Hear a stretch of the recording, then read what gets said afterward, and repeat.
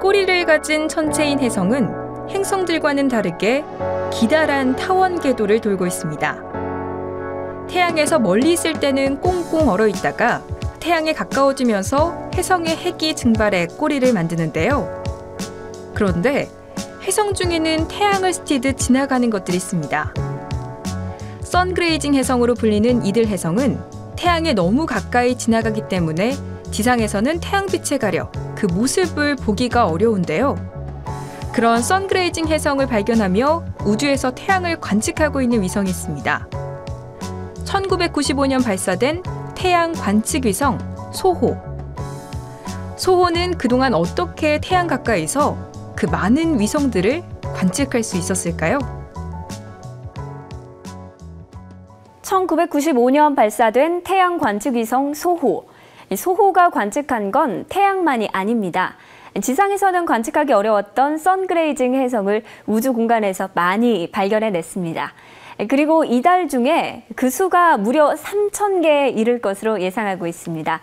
소호의 관측 데이터는 태양과 항성을 연구하는 과학자들에게 매우 귀중한 자료를 제공하는 것은 물론이고요.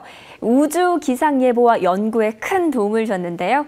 교수님, 먼저 이 소호라는 위성에 대해서 자세히 설명해 주시죠. 네, 정확히 이야기하면 소호가 위성은 아니에요.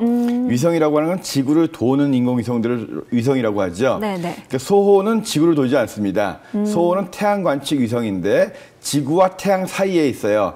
지구를 도는 곳이 아니라 지구에서 태양 쪽으로 한 150만 킬로미터 좀 떨어진 지점을 도는 거예요. 그러면서 지구와 같이 태양을 1년에 한 바퀴씩 돌고 있습니다. 정확히 지구와 태양 사이에 오지 않는 이유는 그 사이에 오면은 태양 때문에 전파 이 수신에 영향이 있거든요. 그래서 그 지점을 중심으로 도는 거거든요. 그래서 지구와 태양 사이에 있는 한 지점을 6개월에 한 번씩 돌면서 지구와 같이 태양을 1년에 한 번씩 도는 이런 우주 관측 위성이죠. 그래서 태양을 관측하는 위성입니다. 그런데 영상을 보니까요. 혜성이 태양에 이렇게까지 가까이 지나가면 태양에 충돌하거나 좀 녹아버리지 않을까 싶거든요. 결국 그래서 이 선그레이징 혜성이라는 건 뭐냐면 태양에 굉장히 가까이 접근하기 때문에 태양 열 때문에 다 증발돼 버리거나 아니면 일부는 태양 속으로 또 빨려 들어가거나 아니면 가까스로 빠져나오거나 거의 지구에서는 바로 볼 수 없는 소호 같은 그 관측 위성으로만 볼 수 있는 태양에 굉장히 근접하는 그런 위성들을 이런 혜성들을 선그레이징 혜성이다 이렇게 부르거든요. 1888년 그러니까 19세기 말이죠. 그 독일의 그 천문학자인 하인리 크로이츠라는 그 교수가 이 주장했던 게 뭐냐면 어떤 커다란 혜성이 태양 옆에 지나갔을 것이다.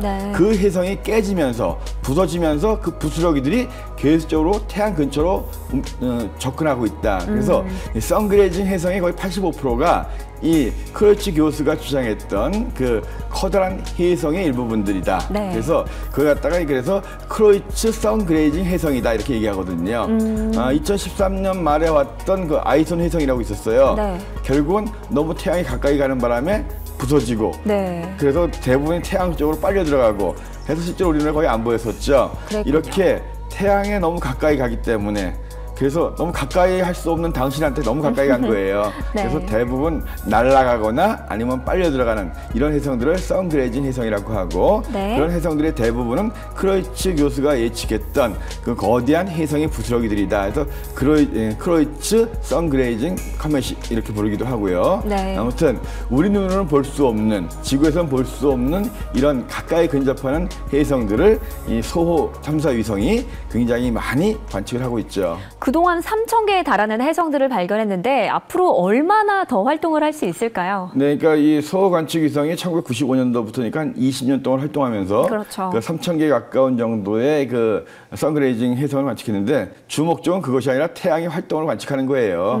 그리고 보통 이런 탐사 위성 같은 경우에는 한 10년 정도 이상 생명이 안 되는데 20년 정도 활동을 했고 앞으로 특별한 무리가 없는 한 좀 더 활동을 할 것 같거든요. 이 소호 말고도 그 뒤를 잇는 여러 가지 태양 관측 위성들이 많이 올라갔어요. 그래서 지금은 소호의 역할이 많이 줄어들긴 했거든요. 다른 위성들이 많기 때문에. 근데 아무튼 소호가 하여튼 충분히 활동을 하고 있기 때문에 뭐 이 선그레이징 혜성을 탐색하는 것이 주 업적은 아니고 태양의 여러 활동들을 측정해가지고 우주 기상 예보하는데 큰 도움을 주고 있고 앞으로도 뭐 정말 언제까지다 이렇게 얘기를 못 하겠어요. 하지만 상당히 오랫동안 역할을 더 수행해 주길 바랄 뿐입니다. 네.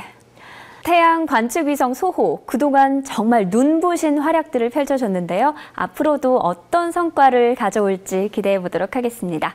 또 다음 시간에 어떤 신기하고 재미있는 영상 우리를 찾아올지 기대해 주세요.